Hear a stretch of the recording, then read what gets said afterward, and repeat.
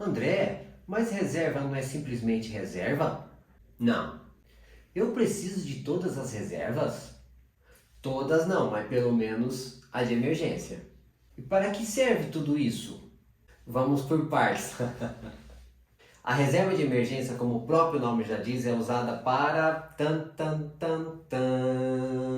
emergência?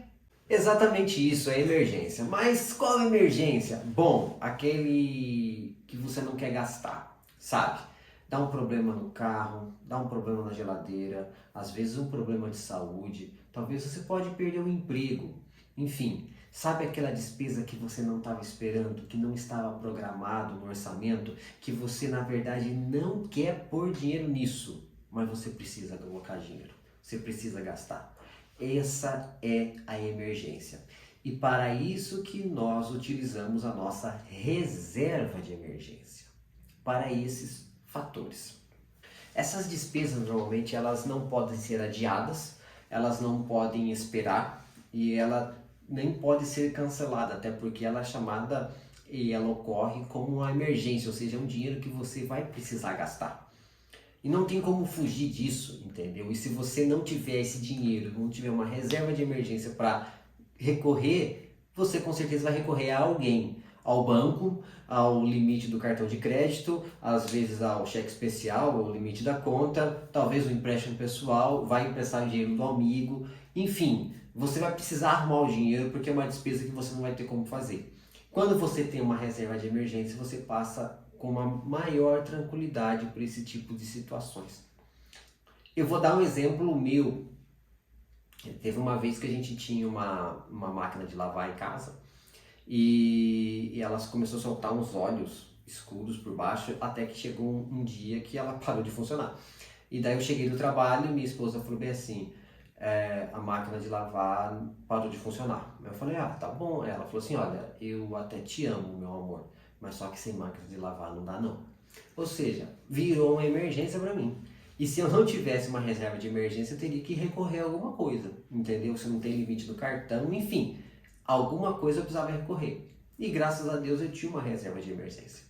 Ou seja, a reserva de emergência é aquele dinheiro que você deve recorrer quando você não tem como não gastar. Não tem como não pagar aquilo numa hora praticamente imediata de um dia para o outro. É para isso que serve a reserva de emergência. E muitas pessoas, muitos gurus aí falam, não gostam de utilizar o nome reserva de emergência porque sempre você está buscando, por exemplo, alguma coisa ruim, algum problema, porque você só utiliza isso quando dá algum BO, algum problema. Gente, na verdade é isso mesmo. E fala pra mim, quem não tem problema na vida? Entendeu? Quer dizer que você vai contar com esse problema, você quer que esse problema aconteça? Não, você nunca quer, mas só que problemas ocorrerão, você estando preparado para ele ou não. Escolha estar preparado. E isso é bíblico, tá? Em Provérbios diz sobre isso, fala que o servo que vê vir o perigo se prepara e o imprudente não. Então seja prudente, seja uma pessoa prudente e comece a se preparar para as suas emergências financeiras, porque elas ocorrerão, maiores ou menores, mas só que é normal as pessoas passarem por isso, até porque a Bíblia diz que no mundo teremos aflições. Então é necessário que você tenha uma reserva de emergência. E você pode perguntar, mas André, qual que é o tamanho da reserva? Bom, aí depende. Depende muito de quanto você gasta, na sua casa, na sua família. Mas só que, basicamente, a gente pode fazer um levantamento básico de quais são seus gastos mensais essenciais. Tá? Então você verifica lá, tipo, aluguel ou prestação do imóvel, energia, alimentação, água, internet, ou seja, aquelas despesas que você não tem como ficar sem, entendeu? Nem tem como adiar, coisas que você paga todo mês. Faz uma conta e verifica qual que é o teu número, qual que é o teu número essencial. 1, 2, 3, 4, 5 mil reais? Não sei, vai depender de família para família, de quantas pessoas tem nessa casa, mas só que você vai ter o seu valor. Aí você vai verificar, esse vai ser o teu valor base. E agora a gente vai ver qual que é o tamanho da tua reserva de emergência. Aí vai depender também. Se você é um funcionário público efetivo, que de certa forma tem um pouco mais de estabilidade, você pode deixar a sua reserva de emergência de pelo menos 3 meses esse valor. tá? Então você pega o valor que te dá o mensal e multiplica por 3. Essa seria a sua reserva de emergência. Se você é um funcionário de carteira assinada, registrado, aumente isso aí para 6, tá? André, mas por quê? Porque, pensa se você tiver um problema aí, precisar perder o emprego, ou às vezes a empresa, por um problema ou outro, precisa te desligar, entendeu? Então você tem um fôlego maior, tá? Se você é desligado, normalmente você tem seguro-desemprego, mas de qualquer forma, você tem um fôlego maior de mais 6 meses ali, caso você não consiga se reenquadrar de uma forma tão rápida. Então aumente esse valor para 6. Se você é um profissional liberal ou até mesmo um empreendedor, um empresário e tem a sua renda variável, considere aumentar isso aí, tá? De 9, talvez até 12. Se você tem uma renda muito variável, talvez até 12 meses. Um ano de despesas básicas. Esse seria mais ou menos o seu valor da reserva de emergência. Mas André, e eu vou colocar esse dinheiro aonde? Debaixo do colchão? Por favor, não deixe dinheiro debaixo do colchão. Aplique isso na renda fixa. Eu vou falar de novo. Aplique isso na renda fixa. Não pense em colocar na bolsa ou em qualquer outro investimento arriscado. Até porque é a sua reserva de emergência e precisa estar à sua mão quando você precisar acessar ela. Então você precisa aplicar na renda fixa em um investimento com liquidez diária. Procure isso quando você for investir. Além da reserva de emergência, como está no título do vídeo, nós podemos tratar de outras reservas, que são as reservas de estratégica ou também reservas de oportunidade. Como funciona isso? Bom, vamos lá. Você pode montar uma reserva para você, por exemplo, trocar de carro, ou uma reserva para você comprar uma casa nova ou trocar de casa.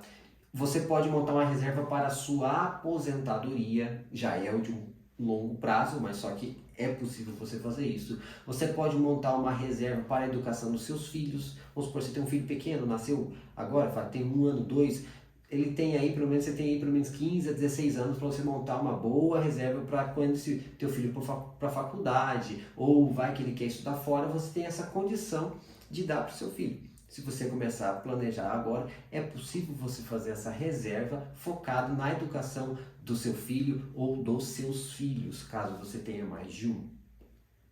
Existe também as reservas de oportunidade. Como assim reserva de oportunidade? Sabe aquela situação ou aquele bom negócio que só consegue aproveitar quem tem dinheiro? É isso aí, reserva de oportunidade. Tá? Então é aquele dinheiro que você pode ter aplicado num local de fácil acesso e você pode perfeitamente aproveitar uma boa oportunidade de mercado quando você tem esse dinheiro reservado, tá bom? Por favor, não aplique as suas reservas, por exemplo, em imóveis. André, quer dizer que o imóvel é um mau investimento? Pelo contrário, imóvel é um ótimo investimento. Só que imóvel não é local de fazer reserva. Mas por que, André? Porque imóvel não é um ativo de alta liquidez. Mas o que é liquidez? Você consegue fazer dinheiro rápido do imóvel? Normalmente não. Ou seja, liquidez é o tempo que você demora para fazer alguma coisa virar dinheiro. Um imóvel normalmente é um ativo que demora virar dinheiro. Normalmente você quer vender um imóvel, coloca uma placa lá, demora 2, 3, 4 meses, 6 meses. Tem imóveis que estão há anos tentando vender e não conseguem vender. Ou seja, a liquidez do imóvel é muito baixa. E quando você fala de reserva, normalmente é algo que você precisa por uma certa urgência ou pelo menos com prazo determinado. Então na hora que você fala, nossa, eu precisei, por exemplo, eu tive um problema aqui, vou precisar de 10 mil reais, sei lá, para arrumar um carro. Ou tive um acidente aqui, pequeno acidente, bati na traseira de outro carro aqui, conserto, ficou 10 mil reais. Aí toda a sua reserva está no imóvel. Como é que você faz? Você vende a janela do imóvel para pagar o conserto do carro? Ou você vai se endividar? Normalmente você vai se endividar, vai pagar parcela, vai pagar juro. Por quê? Porque toda a sua reserva está no imóvel, tá? Então perceba o que eu estou falando aqui. Não falei que imóvel é um investimento ruim. É um excelente investimento. Só que não é local de você colocar as suas reservas, tá bom? O que eu quero com esse vídeo? Que se você, por favor, não tem uma reserva de emergência, por favor, monte o mais rápido possível. Se você não sabe como montar uma reserva de emergência, eu já dei algumas dicas aqui no decorrer do vídeo, você pode voltar lá. Mas só que se caso você quiser mais orientações, dá uma olhada aqui na descrição do vídeo, tem alguns links ali de alguns materiais e eu tenho um e-book com passo a passo bem feito, com 5 estratégias para você montar suas reservas, tanto a reserva de emergência como as reservas estratégicas.